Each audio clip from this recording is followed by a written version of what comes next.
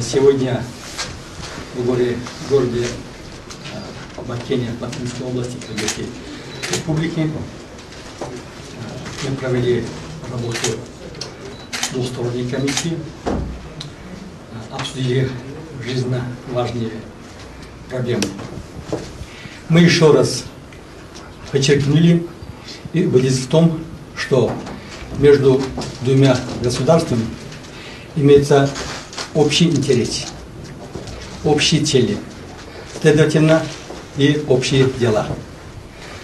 Логический вывод в этом отношении заключается в интересах наших народов.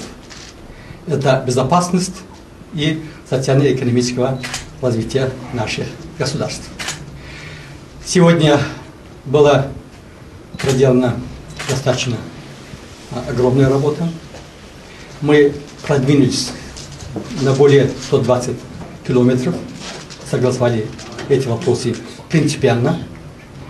Если брать от общей протяженности государственной границы между Республикой Таджикистан и Киргизской Республикой, я могу, и господин Камчыбек Кадышевич может подтвердить в том плане, что уже более 90% государственной границы описаны. Мы действительно ближе к решению этих вопросов. Комиссия к решению основных вопросов относится исключительно ответственно. Они выполняют точные указания глав наших государств, выражающие волю наших народов. Я благодарю обоих комиссий за успешно проведенную работу. Спасибо. Я подтверждаю слова уважаемого Саима Сатаровича по сегодняшней работе наших рабочих комиссий. В основном мы согласовали по всей протяженности нашей госграницы более 90%.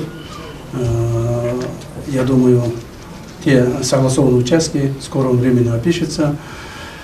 И у нас останется несколько участков, которых также мы в скором времени, даст Бог, совершим.